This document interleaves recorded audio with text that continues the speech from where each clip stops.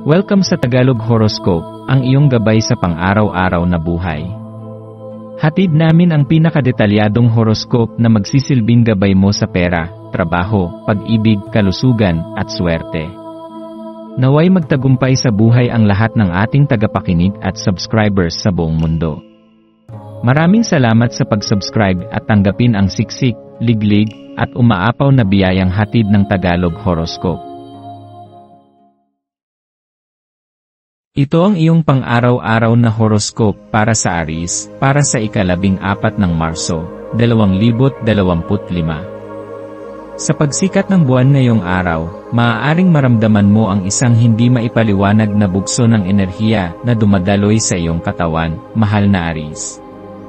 Ang liwanag ng buwan ay nagdadala ng enerhiya ng paglago at panibagong simula, isang paalala na ang pagbabago ay laging posible, at nasa iyong mga kamay ang kapangyarihang humubog ng iyong kapalaran.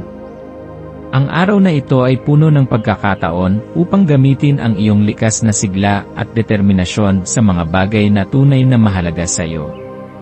Kapag ang sansinukob ay sumasalamin sa iyong pagiging masigasig at puno ng sigla, ito ay isang paanyaya upang gamitin ang iyong enerhiya sa isang produktibong paraan, sa pamamagitan ng masusing pagninilay at pagtitiwala sa sarili mong kakayahan.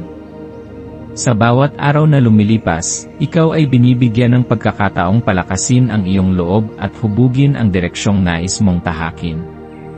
Sa ngayon, ito ang tamang oras upang ituon ang iyong focus sa sarili mong kakayahan at pagnilayan kung paano mo magagamit ang iyong lakas upang maisakatuparan ang iyong mga adhikain. Ang enerhiya ng araw na ito ay nagbibigay sa iyo ng pagkakataong pag-isipan ang iyong mga ginagawa at kung paano mo maaaring mapabuti ang iyong buhay. Ang iyong pagiging maapoy at masigasig ay maaaring magdulot ng malaking tagumpay kung gagamitin sa tamang paraan. Ito ang oras upang pagnilayan kung saan mo nais dalhin ang iyong sarili, at kung paano mo maaaring gamitin ang iyong tapang at sigasig upang maisakatuparan ang iyong mga pangarap. Ano ang mga bagay na matagal mo nang gustong gawin ngunit palaging naudlot? Ano ang mga hadlang na pumipigil sa iyo upang maabot ang iyong buong potensyal? Sa pagninilay ng mga tanong na ito, matutuklasan mo ang iyong tunay na nais at ang landas na makakatulong upang marating ito. Walang imposible hanggat naniniwala kang kaya mong makamit ang gusto mong makuha sa buhay.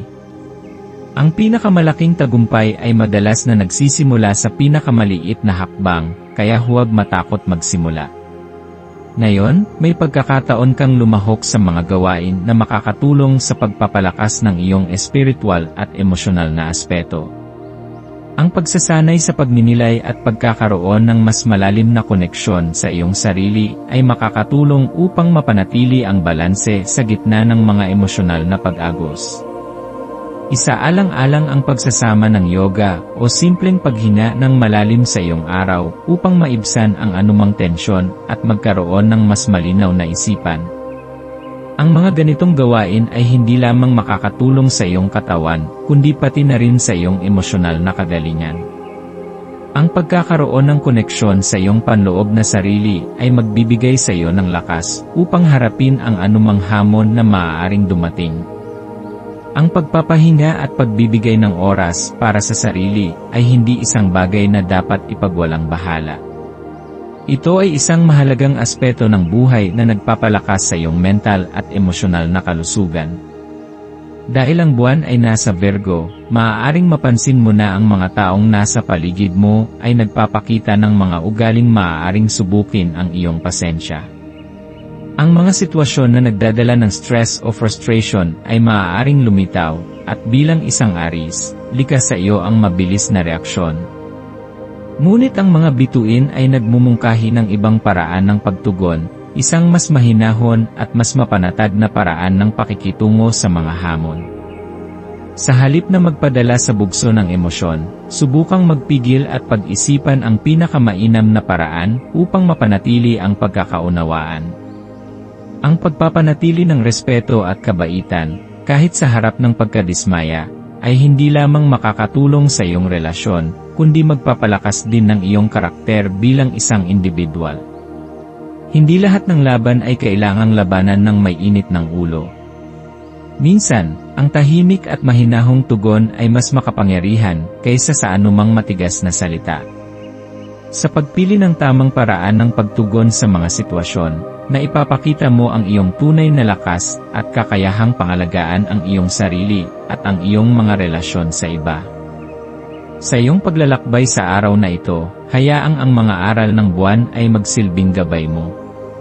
Ang pagbabago ay isang patuloy na proseso, at sa pamamagitan ng pagtanggap ng posibilidad ng pagbabago, binibigyan mo ang iyong sarili ng pagkakataong lumago.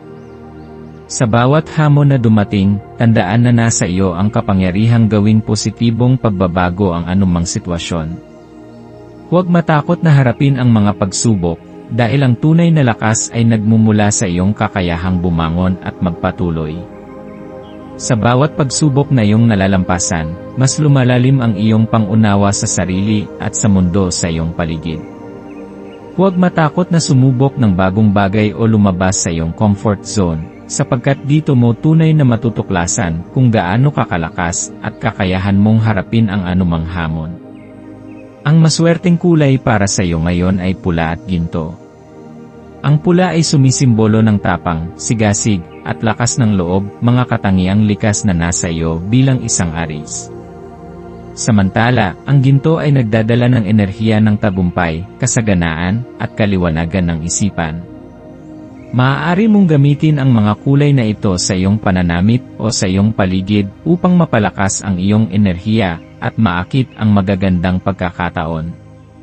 Ang simpleng pagsusuot ng kulay na ito o paglalagay ng mga bagay na may ganitong kulay sa iyong espasyo ay maaaring makatulong upang maipaalala sa iyo ang iyong tunay na potensyal at lakas. Ang iyong maswerteng numero ay 3, 9 at 17. Ang 3 ay sumasalamin sa pagkamalikhain at pagpapahayag ng sarili. Ang 9 ay sumisimbolo ng karunungan at espiritual na paglago. Ang 17 naman ay nagdadala ng enerhiya ng pagbabago at mas mataas na layunin. Ang mga numerong ito ay nagsisilbing gabay sa iyong araw, kaya maaari mong gamitin ang mga ito bilang inspirasyon sa paggawa ng mahahalagang desisyon. Ang maswerteng gawain para sa iyo ngayon ay ang pagsisimula ng isang proyekto na matagal mo nang nais gawin. Maaari itong isang bagong hobby, isang plano para sa iyong trabaho, o isang bagay na magbibigay sa iyo ng inspirasyon upang magpatuloy. Ang mahalaga ay gamitin mo ang iyong enerhiya sa isang produktibong paraan at hayaang ang iyong sigasig ang maging gabay mo. Ang pagsisimula ay palaging ang unang hakbang patungo sa tagumpay, kaya huwag mong hayaang manatili sa isip mo lamang ang iyong mga pangarap, gawin mo silang realidad sa pamamagitan ng aksyon at determinasyon. Sa pagtatapos ng araw, tandaan na ang iyong paglalakbay ay isa lamang bahagi ng mas malawak na larawan ng iyong buhay. Ano man ang iyong harapin ngayon, ito ay isang hakbang patungo sa mas magandang kinabukasan. Yakapin ang bawat sandali ng may sigla, tapang, at pagmamahal sa sarili. Ang tunay na tagumpay ay hindi lamang nasusukat sa mga bagay na iyong naabot kundi sa iyong kakayahang manatiling matatag sa gitna ng anumang pagsubok.